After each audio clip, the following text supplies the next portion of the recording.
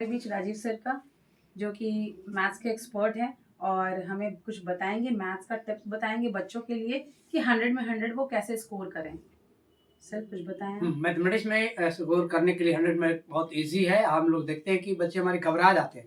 ख़ास करके मैथमेटिक्स में घबरा जाते हैं इसलिए कि मैथ में लोग मेहनत करना से हट जाते हैं। तो हम उसके लिए फ़ॉर्मूला अप्लाई किए हैं कि सिंपल तरीके से उस बच्चे को इतना प्रैक्टिस करवा दिया जाए एक मैथ को कि वो कभी भूल ही नहीं पाए। एग्ज़ाम की तो दूर की बात रहेगी, अपने लाइफ़ में भी सिक्योर कर ले। और जहाँ तक कोर्स कंप्लीट होने के बाद हमने क्रैश कोर्स के लिए सोचा है कि क्रैश कोर्स कर के भी हम लोग आगे बच्चों को जितना मोटिव हो सके हम लोग कर लें।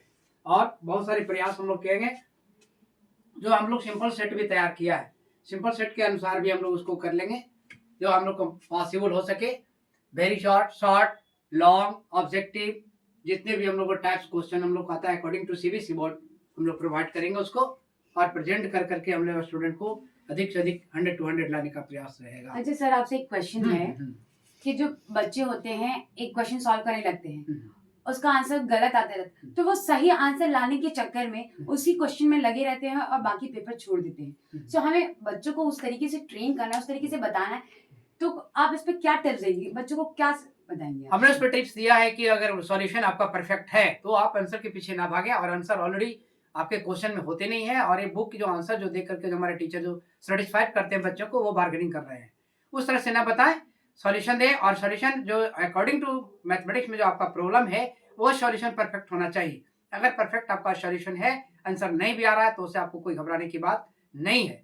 बच्चों को इस तरह से हम लोग सेटिस्फाइड कर रहे हैं और करने का प्रयास कर रहे हैं कि अधिक से अधिक हमारे स्टूडेंट सेटिस्फाइड हो और अपने सॉल्यूशन पे सेटिस्फाइड हो, और वेरीफाई भी करें कि आपका सॉल्यूशन सही है या नहीं है, ताकि हम अगले प्रॉब्लम को समय के अनुसार उसको सॉल्यूशन कर सकें। तो बेसिकली बच्चों को ये बताना है कि ठीक है, आप किसी क्वेश्चन में अटक जाते हैं या कोई क्वेश्चन होता है, सो होता है ना बच्चों में कि इसका आंसर नहीं आ रहा, वो लगे रहते हैं। सो बच्चों को ये सिखाने की जरूरत है कि ठीक है, अगर आपका आंसर नहीं आ रहा, आप टाइम के साथ चलिए, क्योंकि आप उसी क्वेश्चन में रहेंगे, आपका बाकी, क्योंकि हर एक क्वेश्चन कुछ कुछ मिनट का होता है, अगर वो मिनट आपसे स्किप हो गया तो यानी एक क्वेश्चन आप अटेम्प्ट नहीं कर पाएंगे। सो बच्चों को बेसिकली मेंटली ये सिखाना है कि अगर आप वो क्वेश्चन सॉल्व करें, कहीं ना कहीं अटक जा रहे हैं, तो उसको स्किप करके आगे बढ़िए।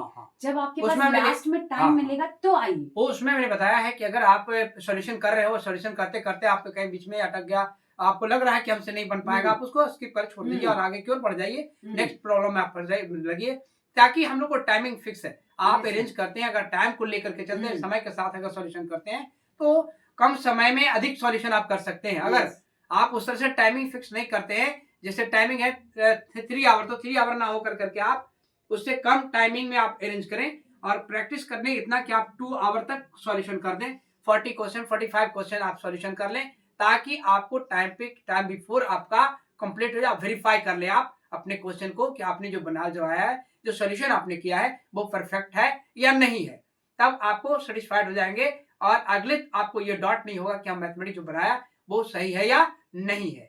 इसलिए परफेक्ट होने से हमने देखा है, बहुत सारे स्टूडेंट को पढ़ाया और देखा कि जो सॉल्यूशन करता था वो सॉल्यूशन बना के आया, मैंने चेक किया तो उसका 90% 96% आ रहा था, परफेक्ट उतना आया, और सेटिस्फाइड हो गया कि सर आपने जो ट्रिक दिया था उस ट्रिक के अनुसार मैंने 99 लाया।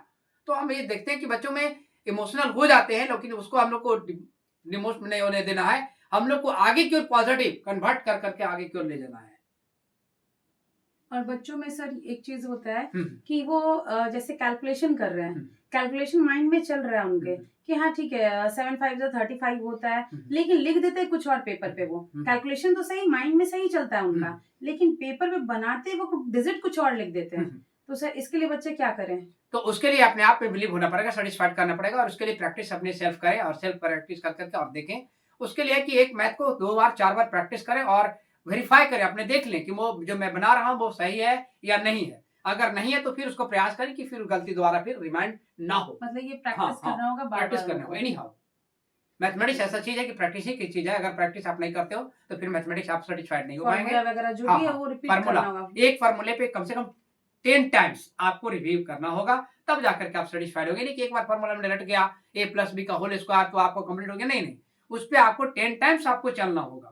a प्लस बी आपने किया, टीचर a प्लस बी बता रहे हैं तो आप एक्स वाई कर लो, m प्लस n कर लो, k प्लस m कर लो, बच्चे ये कंफ्यूज करते हैं कि फार्मूला a प्लस बी का है तो वहाँ हमें XYZ क्यों मिल रहा है? जैसे अभी न्यू CD क्यों मैथमेटिशियन मिल रहा है? हमारे क्या मिस्टेक किए हैं कि a प्लस बी का स्क्वायर जो मैथमेटिक्स हमारे बुक में जो प्रिंट आउट किए हैं गलत कर दिए हैं। a square plus 2ab plus b square होता है, बट उन्होंने क्या क्या a square plus b square plus 2ab क्या है, अकॉर्डिंग टू मैथमेटिक्स रॉन्ग है वो। ठीक है, उसको मैंने प्रूव करके भी दिया, बच्चों लोग को बताया, सेटिस्फाइड किया। तो गलत मेरी होता है, कहीं एरर भी होता, तो नॉलेज नहीं है तो नहीं पकड़ पाते, तो बच्चे होते हैं, बच्चे तो हमारे ना समझ नहीं पाते। लेकिन कुछ ऐसे हमारे स्टूडेंट भी है हमारे बीच में जो 2-3 पब्लिकेशन का लेकर के पढ़ रहे हैं, उनको पता चल जाता है कि क्या सही और क्या गलत है, और वो बच्चे ऑलरेडी विनर बन जाते हैं। सो बेसिकली बात हाँ। ये है कि एक फॉर्मूला हो, उस पे जितने मल्टीपल्स हाँ। प्रॉब्लम सॉल्व हो, उसे आप सॉल्व करेंगे तो आपको ये प्रैक्टिस हो जाएगी और आपके मेंटली माइंड में ये फिट हो जाएगा कि अगर आपने एक ही फॉर्मूले से डिफरेंट वेरिएशन वाले सम सॉल्व किए तो फिर आप गलती रिपीट नहीं कर पाएंगे। नहीं हो पाएगा। और मैथ की बात करें तो मैथ तो यही है कि आप जितना ज्यादा प्रैक्टिस करेंगे वो कम है। So keep practising, continuity anyhow. आप सोच रहे कि आज मेंसुरेशन बना लिए, कल ज्योमेट्री बना लेंगे, परसों ये कर लेंगे, नहीं, कंटिन्यू मेंसुरेशन भी बनाना है, ज्योमेट्री बनाना है। प्रत्येक चैप्टर से आप 5-5 क्वेश्चन एवरी डे अगर आप सॉल्यूशन करते हैं तो मैथमेटिक्स में चैलेंजर है कि आप 100 में 100 अचीव कर लेंगे। अगर आप प्रैक्टिस इस तरह से नहीं करते कंटिन्यू एवरी डे तो आप पॉसिबल नहीं है। इसलिए हम लोगों को कंटिन्यू प्रैक्टिस की जरूरत है। जो हम लोग ने सेट तैयार कर रखा है, 10 सेट हो गया मेरा, 10 सेट के अनुसार हम लोग स्टार्ट कर लेंगे। हमारे बच्चे को कंटिन्यू, जो हमारे स्टूडेंट रेगुलर नहीं है वो रेगुलर करने का हम लोग प्रयास करेंगे, और रेगुलर मेरा स्टूडेंट आता है तो विनर बन जाता है, मेरा स्कूल टॉप मोस्ट पे चला जाएगा। सो इस परिचर्चा में हमने यही सीखा कि आपको कंटिन्यूस प्रैक्टिस करना है, क्योंकि जितना आप प्रैक्टिस करेंगे उतना ही आप ज्यादा सीखेंगे। सो मैथ में आपको अगर 100 में 100 लाना है, आप प्रैक्टिस करते रहें और सर ने जितने टिप्स दिए उसको फॉलो करेंगे तो आपको 100 लाने से कोई नहीं रोक सकता। सो इस परिचर्चा में जो भी हमने टिप्स दिए हैं, हमने बच्चों के भविष्य के लिए दिए हैं। सो हम बस यही अनुरोध करेंगे कि बच्चे इन टिप्स को फॉलो करें और भविष्य में 100 में 100 लाएं। धन्यवाद।